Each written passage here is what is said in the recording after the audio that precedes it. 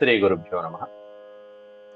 వ్యాస విరచిత శ్రీమద్భాగవతంలో దశమ స్కందంలో నేడు మనం 47వ అధ్యాయం ప్రవచించుకుంటున్నాం. నేడు చెప్పుకోబోయేటువంటి అంశంలో గోపికల యొక్క భక్తి పారవస్యాన్ని చూసి ఉద్ధవుడు గోపికా స్తోత్రం స్తుతించడం అనేది జరిగింది. భాగవతంలో ఒక ముఖ్యమైనటువంటి స్తోత్రాలలో ఈ స్తోత్రం కూడా ఒకటి. భగవంతుణ్ణి ప్రశంసిస్తే ఎంత పుణ్యమైతే లభిస్తుందో, భాగవతోత్తములని అందులో పరమాత్మునిలో తాదాత్మ్యం చెందేటువంటి గోపికల యొక్క స్థుతి కూడా అంత ముఖ్యమైనటువంటిది. దీనికి ఫలస్థుతి కూడా ఉంది. అట్లాంటి గోపికా స్థుతి పంచకం అనేటువంటి 5 శ్లోకాలని, ఉత్తమ శ్లోకాలని ఉద్ధవుడు పఠించడం జరుగుతుంది. అవి నేడు ప్రారంభిస్తున్నాం. ముందుగా భగవత్స్మరణ చేసుకుని ప్రవచనం ప్రారంభిస్తున్నాం.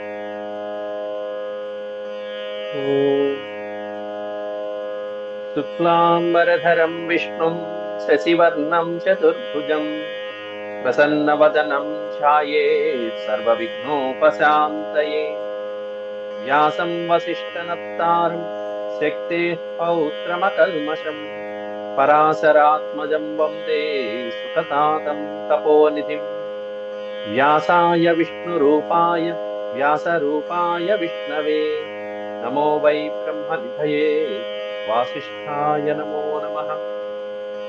నారాయణం నమస్కృత్య నరం చైవ నరోత్తమం దేవీం సరస్వతీం వ్యాసం తతో జయముదీరయే.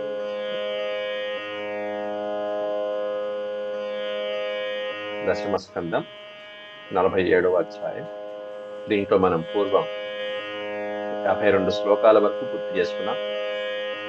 హే నాథ హే రమానాథ ప్రజనాథార్తినాశన మగ్నముద్ధర గోవింద గోకులం వృజనార్ణవాత్. మమ్మల్ని ఉద్ధరించు స్వామి అని చెప్పి గోపికలు శ్రీకృష్ణ పరమాత్ముని వేడుకుంటున్నారు. ఉద్ధవుడి సాక్ష్యంగా ఉద్ధవుడు ముందు ఉన్నాడు, గోపికలు పరమాత్ముని వేడుకుంటున్నారు. ఈ విధంగా ఉద్ధవ గోపికల మధ్య సంభాషణ సాగిందయ్యా పరీక్షిత్ మహారాజా అంటూ సుఖయోగేంద్రుల వారు ప్రవచిస్తూ శ్రీసుక ఉవాచ తతస్థా కృష్ణ సందేశైర్యపేత విరహజ్వర ఉద్ధవం పూజయాం చక్రుత్ జ్ఞాత్వాత్మానమధోక్షజం. తతః తాహ అంటే వాళ్ళందరూ, ఆ గోపికలందరూ కూడా కృష్ణ సందేశై వ్యపేత విరహజ్వర. వ్యపేత అనేటువంటి పదం తొలగిపోవుట అని అంటాం. వ్యపేతం అంటే తొలగిపోవుట. ఏం తొలగిపోయిందిక?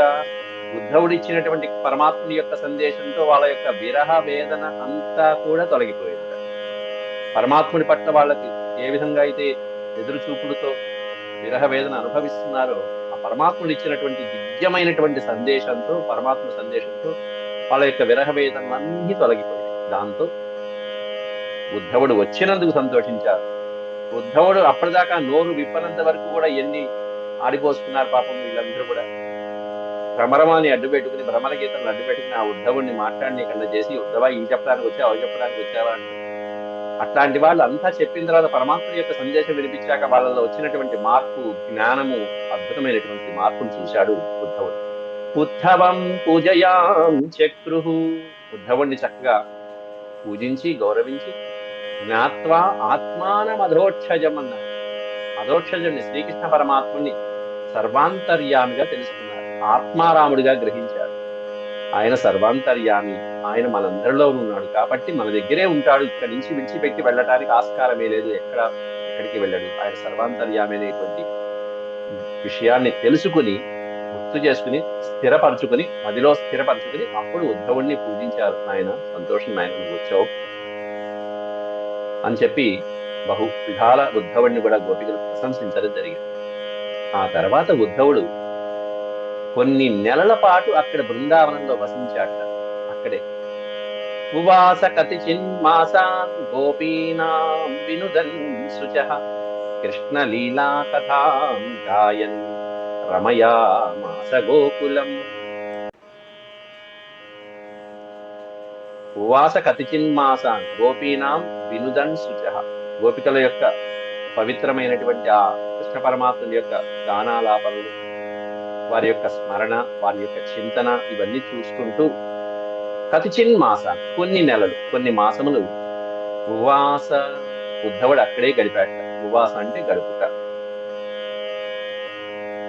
రామాయణంలో శ్రీరామచంద్రుడు సీతాదేవిని వెతికి రమ్మని అంగుళీకం కూడా ఇచ్చి పంపిస్తే హనుమంతుల వారు సీతాదేవిని చూసిన తర్వాత, సీతాదేవికి సందేశం ఇచ్చిన తర్వాత ఈ విధంగా అక్కడే ఉన్నారా?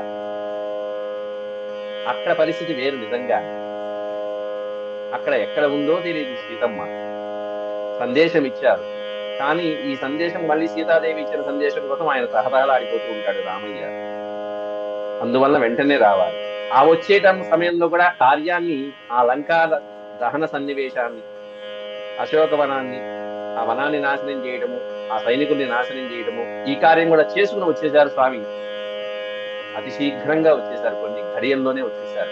మొత్తం సుందరాకాండ అంతా కలిపి ఒక్క రోజులో జరిగినటువంటి ప్రక్రియ. కేవలం ఒక రోజు, 1.5 రోజులో స్వామి కార్యాన్ని నిర్వహించి వచ్చేశాడు. రామాయణంలో మిగతా కాండాలన్నీ ఎక్కువ రోజులు జరిగినటువంటి కథాభాగాలు అయితే సుందరకాండ ఒక్కటే 1.5 రోజులు పూర్తి అయిపోయింది కథాభాగాలు. అయితే అక్కడ సందేశం ఇచ్చి ఇవ్వడానికి బయలుదేరినటువంటి దోతే, ఇక్కడ కృష్ణ పరమాత్ముడు ఆ రామావతారమే కృష్ణ అవతారం, కాకపోతే ఇక్కడ గోపికలు మాత్రం. కానీ సందేశం కూడా అట్లాంటి సందేశమే. మీరేం బాధపడమాకండి, నేను ఇక్కడే ఉన్నా, బాగానే ఉన్నాను, క్షేమంగానే ఉన్నాను, మీరు క్షేమం తెలుస్తాను, వస్తాను తర్వాత, ముందు మాత్రం మీరు స్మరిస్తూ ఉండండి, ఇది సందేశం. కానీ చెప్పడానికి వెళ్ళినటువంటి ఉద్ధవుడు మాత్రం కొన్నాళ్ళు అక్కడే ఉన్నాడు. వచ్చేయచ్చు కదా. ఉవాస కతిచిన్ మాసాం గోపీనాం వినుదన్ శుచః కృష్ణ లీలా కథాం గాయన్. ఏం చేశాడయ్యా? ఏం ఉద్ధరించాడు అక్కడ బృందావనంలో? ఈయనకేమి అక్కడ దహనం చేయాల్సినటువంటి, ఆ హనుమంతుడి వారిలాగా దహనం చేయాల్సినవి ఏమి లేవు కదా, అక్కడ శత్రువులు ఎవరు లేరు కదా. ఏం చేశాడంటే ఆ కృష్ణ గానామృతాన్ని విడిచిపెట్టి, ఆ భక్త పారవస్య భక్తుల్ని విడిచిపెట్టి రాలేకపోయాడు. ఇది ఒక కారణం. రెండో కారణం మళ్ళీ కృష్ణ లీలా కథాం గాయన్, పరమాత్ముని యొక్క లీలల్ని, గాథల్ని స్మరించుకుంటూ రమయామాస గోకులం, ఆ గోకులంలోనే రవిస్తూ తిరుగుతూ హాయిగా, ఈయన కూడా ఆ భక్తులతో పాటు హాయిగా చిందిలేస్తూ అనునిత్యము స్మరించుకుంటూ గడుపుతున్నారు. పైగా రెండో విషయం ఏంటంటే, ఆ స్వామి తిరిగినటువంటి ప్రదేశాలు, ఆయన పాదముద్రలతో పవిత్రమైనటువంటి ప్రదేశాలన్నీ కూడా అణువణువున పవిత్రమైనటువంటి క్షేత్రాలుగా, దివ్య దర్శన క్షేత్రాలుగా భావించుకుని నమస్కారం చేసుకుని రావాలి ఆ ప్రదేశాలు, ఆ ప్రాంతాలన్నీ తిరిగి. యావంత్యహని నందస్య వ్రజేవాసీత్ స ఉద్ధవః ప్రజౌకసాం క్షణప్రాయాణ్యాసన్ కృష్ణస్య వార్తయా.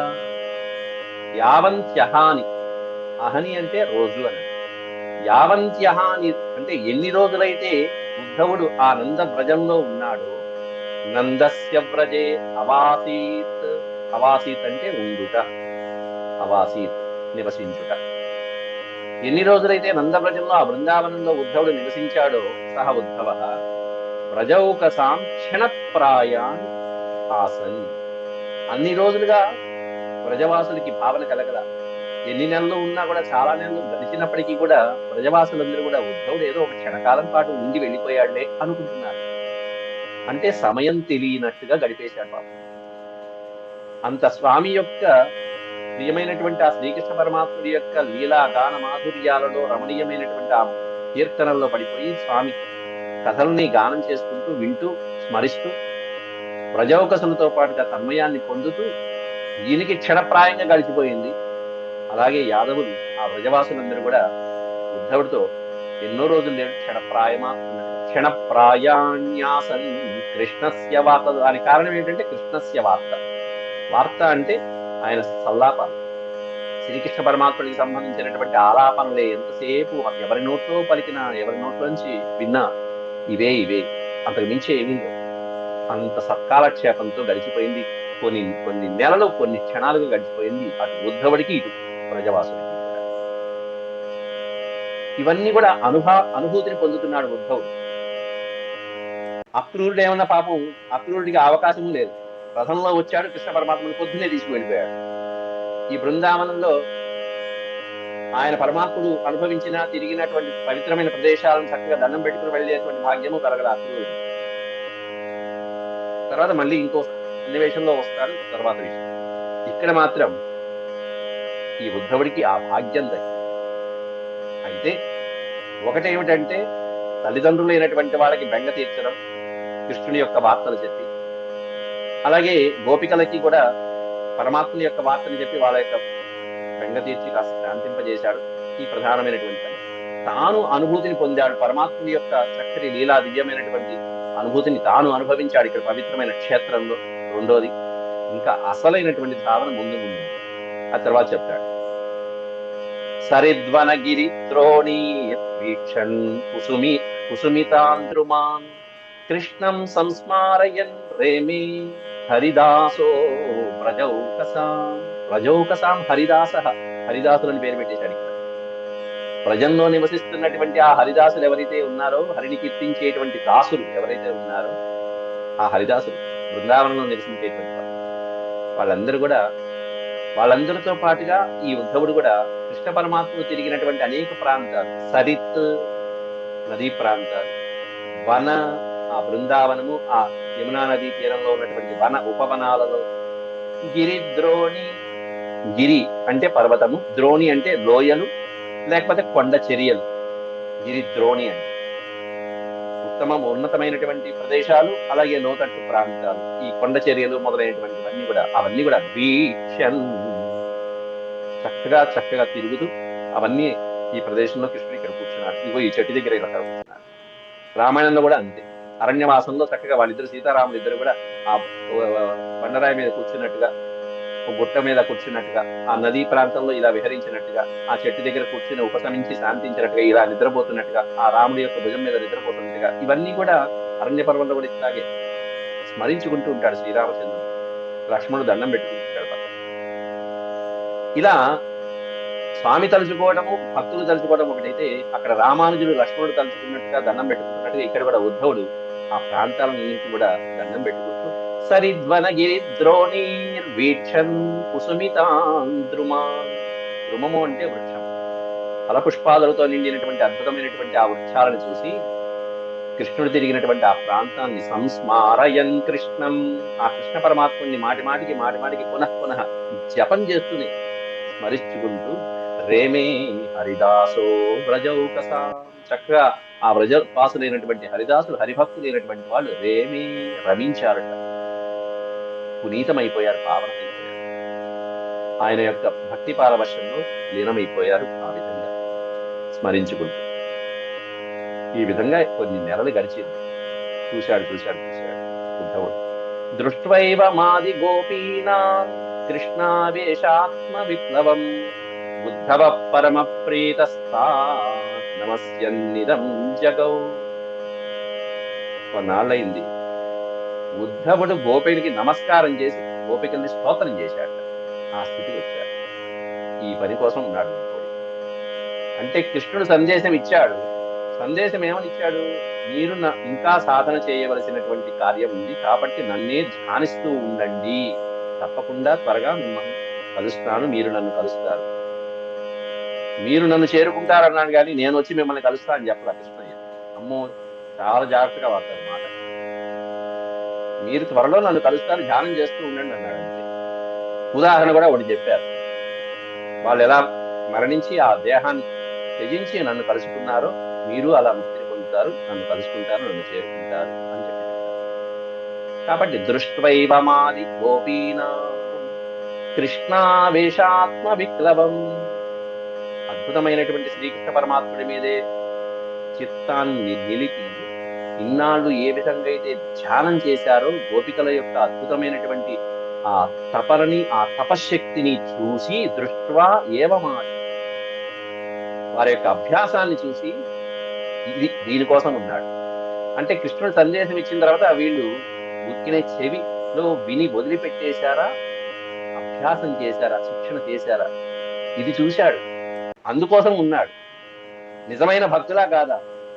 పాఠం చెప్పిన తర్వాత, గురువు గారు పాఠం చెప్పిన తర్వాత ఉక్కినే అయిపోయింది, ఈ రోజు అయిపోయిందని పుస్తకం మూసేసి వెళ్ళిపోయారా, లేకపోతే మళ్ళాడు పొద్దున్నేను మధ్యాహ్నం ఏదో టైంలో దాని పాఠం ముందు అభ్యాసం చేశారా లేదా, ఇది గురువు గారు చూసుకుంటారు.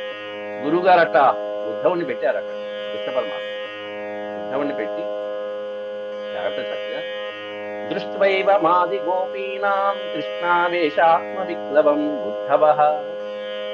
ఏ విధంగా వాళ్ళు జపించారటంటే ఉద్ధవుడే పరమ ప్రీతి చెందేటి, పరమ ప్రీత వాళ్ళు చేసినటువంటి ఆ తపత్ సాధనకి కృష్ణ పరమాత్ముడు చెప్పినటువంటి మాటలు తూచా తప్పకుండా పాటించి అంత ధ్యానంతో ఉన్నటువంటి వాళ్ళని చూసి ఉద్ధవుడు తాన్ నమస్యం ఇదం జగౌ, తాన్ నమస్య వాళ్ళకు ఒక్కసారి ప్రణామం చేసి నమస్కారం చేసి ఇదం జగౌ ఈ విధంగా చెప్పడం ప్రారంభిస్తున్నారు.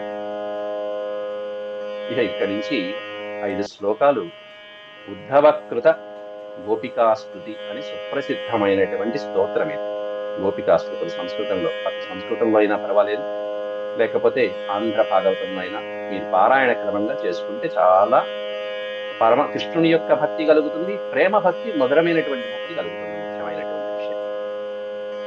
ఏతాః పరం తనుభృతో భువి గోపవత్వో గోవింద ఏవ నిఖిలాత్మ నిరూఢ భావాః వాంఛంతి యద్భవభియో మునయో వయం చ కిం బ్రహ్మజన్మభిరనంత కథారసస్య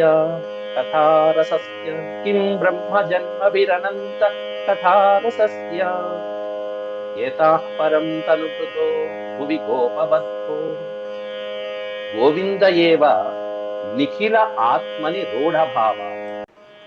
శ్రీకృష్ణ పరమాత్ముడే విశ్వానికి ఆత్మస్వరూపుడు అని రూఢంగా, రూఢి అంటే దృఢంగా నమ్మినటువంటి భావాలు కలిగినటువంటి వాళ్ళే ఆ గోపికలందరూ కూడా. గోవిందుడు తప్ప వేరే వాళ్ళు ఎవరు లేరు. విశ్వాత్ముడు, నిఖిల ఆత్మని, సమస్తమైనటువంటి విశ్వానికి ఆత్మస్వరూపుడైనటువంటి వాడు గోవిందుడు ఒక్కడే, ఆ గోపాలుడు ఒక్కడే అనేటువంటి రూఢ భావంతో, రూఢి అంటే పరమ విశ్వాసము, దృఢమైనటువంటి నమ్మకమైనటువంటి భావాలతో ఉన్నటువంటి ఆ గోపికలు ఏతాః పరం తనుభృతః, తనుభృతః, భృతః అంటే ధరించుట, తనువుని ధరించుట, శరీరాన్ని ధరించినటువంటి వాడు. శరీరాన్ని ధరిస్తే సరిపోయిందా? కాదు. శరీరం ఏ జంతువైనా ధరిస్తుంది, ఏ మృగమైనా ధరిస్తుంది, ఏ పక్షైనా ధరిస్తుంది, ప్రాణికోట్లో ఏదైనా ధరిస్తుంది. కానీ తను భృతః అంటే, భృతః అనేటువంటి పదంలో ఉన్నటువంటి విశేషం ఏంటంటే కేవలం శరీరం ధరిస్తే సరిపోదు. దానికి కారణం కావాల్సింది ఏంటంటే ఇదిగో ఈ భావనలో ఉండాలి. ఈ శరీరంలో ఎవరున్నారు, ఈ శరీరం దేని వల్ల కదులుతుంది అని ఆత్మజ్ఞాన పరిశీలన చేసుకోగలిగినటువంటి వివేకవంతుడు మాత్రమే అసలైనటువంటి తనుభృతుడు. అంటే దాని అర్థం ఏంటంటే జన్మ సార్థక్యం చేసుకున్నటువంటి వాళ్ళు. తనుభృత అనే పదానికి విశేషమైన అర్థం ఏంటంటే అది కేవలం శరీరాన్ని ధరిస్తే కాదట. భువి గోపవద్గోః తనుభృత, ఈ భూమి మీద అసలైనటువంటి ధనువును ధరించినటువంటి వాళ్ళు ఎవరయ్యా అంటే ఇగో పక్కన పెట్టారు. భూమండలం మీద ఈ గోప వధువులు ఎవరైతే ఉన్నారో, గోపకాంతలు, వధువు అంటే కాంత, ఈ గోపికలు ఎవరైతే ఉన్నారో గోపకాంతలు, వాళ్ళు నిజమైనటువంటి తనువుని ధరించినటువంటి వాళ్ళు, శరీరాన్ని దేహధారులైనటువంటి వాళ్ళు, అంటే జీవితాన్ని సార్థక్యం చేసుకున్నటువంటి వాళ్ళు ఎవరై అంటే వీళ్ళు అని గ్రహించాడు ఉద్ధవుడు. అక్కడ అందుకోసం ఉన్నాడు, ఆ పరీక్ష కోసం అక్కడ ఉన్నాడు. హనుమంతుడు అక్కడ ఆ పరీక్ష అక్కడ అందుకుని వచ్చేసాడు వెంటనే లంకానగరం నుంచి. ఇక్కడ ఉద్ధవుడు పరీక్ష చేసి మరి వచ్చి ఇదంతా మళ్ళీ స్వామికి చెప్పాలి కదా, నా జన్మ ధరించింది స్వామి అని చెప్పాలి. అట్లా ఇద్దరు దూతల యొక్క కార్యాలు అట్లా ఉంటాయి. ఏతాః పరం తనుభృతో భువి గోపవద్గో గోవింద ఏవ నిఖిలాత్మ నిరూఢ భావ వాంఛంతి యద్భవ భియో మునయో వయం చ. ఈ పదాన్ని విడదీసుకుంటే జాగ్రత్తగా యత్ భవ భియో, యత్ భవ భియో, భియ అంటేనండి భయము అని. సంసారాలకు ఉండేటువంటి భయం ఉంది. భవము అంటే సంసారం. ఈ సంసార చక్రం అనేటువంటి భయంలో పడి తిరుగుతూ ఉన్నటువంటి ఎంతో మంది ఏం కోరుకుంటూ ఉంటారా అంటే కిం వాంఛంతి, వాళ్ళందరూ కూడా ఏం కోరుకుంటూ ఉంటారంటే కృష్ణ భక్తిని, కృష్ణ ప్రేమని కోరుకుంటూ ఉంటారు. అంటే ఇంకేం అక్కర్లవా. ఈ సంసారం అనేటువంటి చక్రంలో పడి తిరుగుతూ ఉండేటువంటి మాలాంటి వాళ్ళు, సాధారణమైనటువంటి మాలాంటి వాళ్ళు అంటూ ఉద్ధవుడు వయంచ అనే పదం పెట్టాడు. వయం అంటే మేము. సాధారణమైనటువంటి పౌరుల్లో ఉద్ధవుడిని కూడా తాను కనిపేసుకున్నాడు. ఎంత భక్తిమంతుడు ఉద్ధవుడు.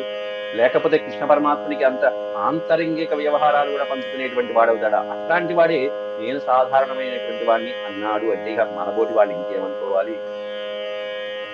అలాగే మునయ, ఓ బ్రహ్మాండమైనటువంటి యోగము, అద్భుతమైనటువంటి యోగ శాస్త్రాలన్నీ తెలిసి తపశ్శక్తి సంపన్నులైనటువంటి మునులు కూడా ఎవరి అనుగ్రహం కోసమైతే తపస్సు చేస్తూ ఉంటారో, హఠయోగ మొదలైనటువంటి యోగ ప్రక్రియలతో అద్భుతమైనటువంటి చక్రాలను కూడా స్వాధిష్టానం చేసుకుంటూ యోగ ప్రక్రియ ద్వారా ఏ పరమాత్మనైతే వాంఛంతి కోరుకుంటూ ఉంటారో, అలాగే వయంచ మేము కూడా సాధారణమైనటువంటి ప్రజలైనటువంటి మేము కూడా ఏ పరమాత్ముని యొక్క పాదపద్మాన్ని, ఏ పరమాత్ముని యొక్క ప్రేమని కోరుకుంటూ ఉంటామో అట్లాంటి ప్రేమని మీరు పొందారమ్మా.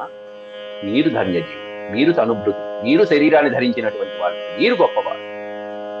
కాబట్టి మీ జన్మ ధన్యం. ఇట్లాంటి జన్మ కావాలి, ఇట్లాంటి జన్మలు కావాలి కానీ కిం బ్రహ్మ జన్మభిరనంత కథారసస్య, ఇంకా వేరే జన్మలు ఎందుకు, ఇతర జన్మలు దేనికి? అసలు పరబ్రహ్మ యొక్క అద్భుతమైనటువంటి రసాస్వాదన కలిగేటువంటి జన్మ లభించిన తర్వాత, ఈ తనువు లభించిన తర్వాత ఇంకా కిం బహుజన్మ బ్రహ్మజన్మ. ఇక బ్రహ్మజన్మ అనే పదానికి అర్థం రకరకాల అర్థాలు ఉంటాయి.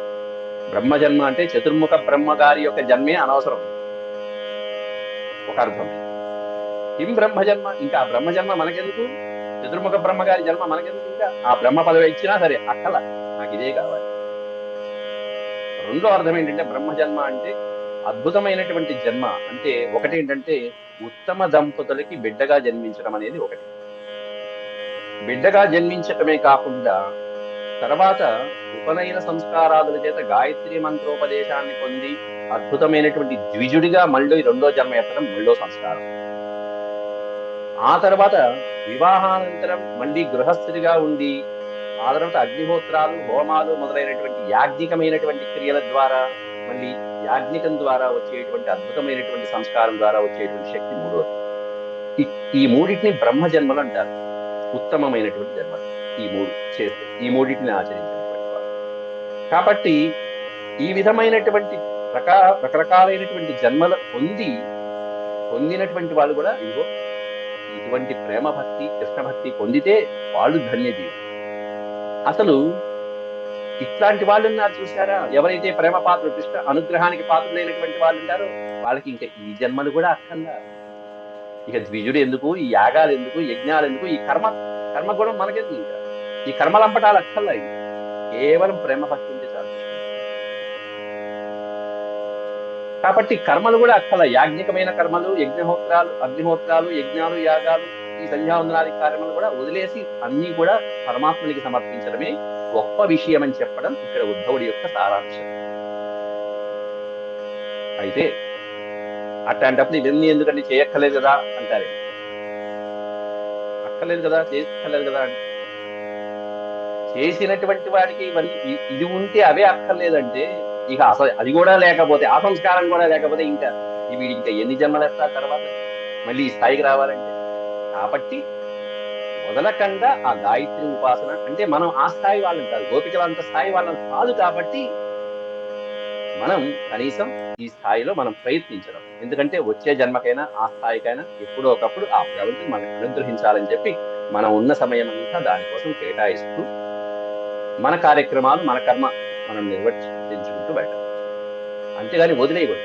మరి పూర్తిగా వదిలేశాడంటే కిం బ్రహ్మజన్మ అనంత కథారసస్య, అటు కథారసస్య లేకుండా, కథారసము అంటే కృష్ణ కథామృతం అనేటువంటి రసాన్ని ఆస్వాదించకుండాను, ఇటు కర్మలు ఏవైతే చెప్పారో ఇందాక చెప్పినటువంటి ఆ మూడు కర్మలలోనూ వాడి కర్మ విధులన్నీ నిర్వర్తించకపోతే ఇక వీడి ఎన్ని కోట్ల జన్మలెత్తినా వీడు ఉద్ధరించబడ్డాడు. కాబట్టి ఉద్ధరించబడాలంటే మనకి ఉన్నటువంటి మానవ జన్మలో ఓ పక్కన మన కర్మని మనం చేసుకుంటూ మిగతా సమయం అంతా పరమాత్ముని యొక్క లీలల్ని వింటూ ఉండటం అనేటువంటి సాధన చేస్తే గోపికల యొక్క పాదరేణువుని శిరస్సును దల్లుకునేంత స్థాయికి వెళ్ళవచ్చు. గోపికలంత వాళ్ళం, గోపాలంత వాళ్ళం మనం అంటాం. వాళ్ళ పాద ధూళిని శిరస్సును దండుకుంటే చాలు. నేనంటుంది కాదు, ఉద్ధవుడే అంటాడు ఆ మాట. ఉద్ధవుడు అంతటి వాడే వీళ్ళ పాద ధూళి నేను శిరస్సును దల్లుకుంటే చాలు కదా అని చెప్పి అనుకుంటాడు. అంత అద్భుతమైనటువంటి అవకాశం అది గోపికల యొక్క స్థాయి. అంటే గోపికల గురించి అద్భుతమైనటువంటి ఉపన్యాసాలు చెప్పచ్చు భాగవతంలో. అట్లాంటి భక్తులు పైగా అంటాడు ఉద్ధవుడు, ప్రేమాస్త్రియ, ఈ స్త్రీలు ఎక్కడ, వీళ్ళ ఆచారాలు, వీళ్ళకి ఈ విధమైనటువంటి శాస్త్రజ్ఞానం ఎక్కడ, ఇటువంటి పరమాత్ముడు వీళ్ళకి చెక్కడం ఏమిటి అనుకుంటే ఆశ్చర్యపోతున్నాడు. వేమా స్త్రియో వనచరీర్వ్యభిచార దుష్టా కృష్ణే క్వచైష పరమాత్మని రూఢ భావ. వనంలో నివసిస్తూ ఏ ఆచారాలు లేకుండా, ఏ మంత్రాలు తంత్రాలు ఏమీ లేకుండా ఉండేటువంటి దుష్టాచారాలు కలిగినటువంటి వనవాస జీవితం గడిపే వీళ్ళెక్కడ, ఆ పరమాత్ముడు వచ్చి వీళ్ళకి ఈ విధమైనటువంటి భావాలు కలిగించడం ఎక్కడ, ఏమిటి పొంతన, ఎక్కడ మ్యాచ్ అవుతుందా, ఏమిటి పొంతన అనేటువంటి వర్ణిస్తున్నారు అక్కడ. హరే కృష్ణ.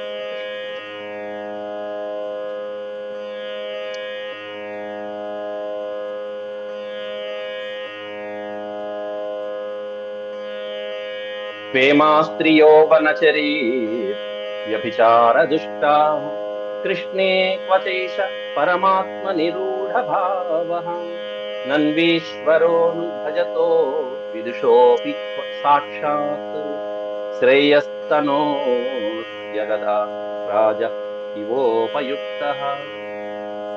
కాబట్టి క్వ ఇమా స్త్రియః, ఈ స్త్రీలెక్కడ, ఈ వనంలో నివసించేటువంటి ఈ స్త్రీలెక్కడ, వనచరీహి, వనంలో చరించేటువంటి వారు, ఈ బృందావన వన ప్రాంతాలలో ఈ మారుమూల గ్రామాలలో సంచరించేటువంటి ఈ స్త్రీలు ఎక్కడ, క్వ అంటే ఎక్కడ, క్వ ఇమా స్త్రీయ, వనసంచారులైనటువంటి ఈ స్త్రీలు ఎక్కడ, వ్యభిచార దుష్టా, ఆ వనంలో నివసించేటువంటి వాళ్ళకి సత్సాంగత్యం అనేటువంటిది ఉండదు, పెద్ద పెద్ద వాళ్ళతో కలుపుకోలు సత్సాంగత్యము లేకపోవడం వల్ల వాళ్ళ యొక్క ఆచారాలు వ్యవహారాలు మొదలైనటువంటివన్నీ దూషితంగా ఉంటాయి. ఇంకా చెప్పాలంటే సాత్వికంగా ఉండవు. ఉదాహరణకి మనకి కన్నప్ప, భక్త కన్నప్ప ఏ విధంగా పెట్టాడు శివలింగార్చన. ఏకలవ్యుడు అడవిలో ఉన్నాడు, ద్రోణాచార్యుడు ఎందుకు విద్య నేర్పించనన్నాడు. వనేశ్వరులు వాళ్ళందరూ కూడా, ఎందుకంటే వాళ్ళకి ఆ స్పష్టతమైనటువంటి ఉచ్చారణ మొదలైనటువంటివి ఉండవు కాబట్టి ద్రోణాచార్యుడు విద్య నేర్పించనని చెప్పారు.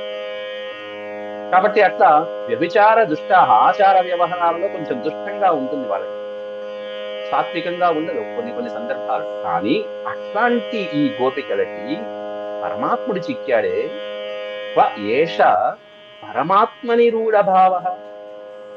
ఇటువంటి కాస్త మొరటగా ఉండే వ్యవహారం కలిగినటువంటి ఈ వనేచరులకి పరమాత్ముడి యందు ఇంత అపారమైనటువంటి దృఢమైనటువంటి భక్తి భావాలు కలగడం ఎక్కడ ఎప్పుడు చూడలేదే. కృష్ణే రూఢ భావ, పరమాత్ముడైన కృష్ణుడి మీద ఈ విధమైన దృఢభావాలు కలగడం అనేటువంటి ఎక్కడా చూడలేదే. ఈ విధమైనటువంటి భక్తి ఇంకెక్కడా లేదు. కాబట్టి గోపికలతో ఎవరిని పోల్చడానికి వీల్లేదు, అంత దృఢమైనటువంటి భక్తి భావాలు కలిగినటువంటి వారు. నన్వీశ్వరోను భజతోపి విదుషోపి సాక్ష, ఇక్కడ అకారం అనేటువంటి ఉంది, అవిదుషోపి సాక్ష. దీన్ని బట్టి ఏమర్థమవుతుందయ్యా అంటే, విదుషుడు కానటువంటి వాడు, విదుష అంటే పండితుడు, పండితుడు కానటువంటి అజ్ఞానిని కూడా భగవంతుడు అనుగ్రహిస్తాడు అని తెలుస్తున్నదని చెప్పి ఉద్ధవుడు ఈ 2 పాదాల్లో చెప్తున్నాడు. కాబట్టి భగవంతు అనుగ్రహం కావాలంటే పండితుడే అక్కల్లా, భక్తి పారవశ్యం కావాలి, మనసులో పరమాత్ముని నింపుకోవడం కావాలి. నను ఈ పదాన్ని విడదీస్తే నను ఈశ్వరో, నను అంటే కదా సంస్కృతంలో, ఈశ్వర అనుభజత, ఈశ్వరుని సేవించడం అనేటువంటిది రకరకాలుగా నవవిధ భక్తి మార్గాలలో భగవంతుని సేవించవచ్చు. ఆ ఏ విధమైనటువంటి భక్తి మార్గంలో మనం సేవించుకున్నా కూడా ఆ పరమాత్ముడు అవిదుషోపి, పండితుడు కానటువంటి వాడిని కూడా, ఈ విధంగా వరాల్లో సంచరించేటువంటి వాళ్ళని కూడా పరమాత్ముడు సాక్షా శ్రేయ, చక్కగా శ్రేయస్సుని కలిగిస్తున్నాడు కదా. అజ్ఞాని అయినటువంటి వాళ్ళకు కూడా భగవంతుడు ఈ శ్రేయస్కరమైనటువంటి శ్రేయస్కాముగా చేస్తున్నాడు కదా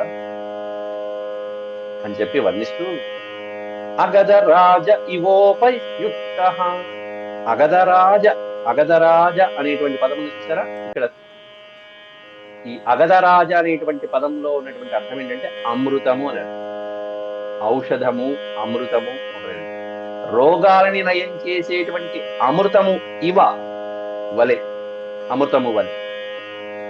అంటే ఈ మందు వేసుకున్నాం, ఏదో వేసుకున్నాం, మందు వేసుకుంటే ఆ మందు ఎలా పనిచేసింది, మన యొక్క రోగాన్ని మనకి తెలియకుండానే నయం చేసింది. ఇది నయం చేస్తుందా లేదా అనేటువంటి దాని యొక్క ప్రభావము మనకి పూర్తిగా తెలియకపోయినా వేసుకోమన్నారు, వేసుకున్నాం.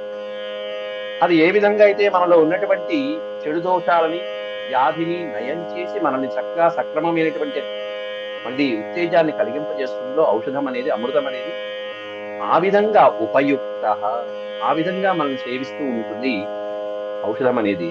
అలా వీళ్ళు కూడా భగవంతుడి యొక్క శక్తి ఈ విధంగా ఉంటుంది, భగవంతుడు ఈ విధంగా అనుగ్రహిస్తాడని తెలియకపోయినా కూడా ఒక ఔషధాన్ని సేవించినట్టుగా, ఒక అమృతాన్ని తీసుకున్నట్టుగా, భవబంధాలను తొలగించడానికి ఆ కృష్ణ పరమాత్ముని ఇంత దృఢమైనటువంటి భక్తి భావంలో స్మరించేటప్పటికీ, అలాంటి వనౌకసహ వన స్త్రీలని కూడా, వనవాసుల్ని కూడా పరమాత్ముడు ఈ విధంగా అనుగ్రహించాడే, ఎంత గొప్ప.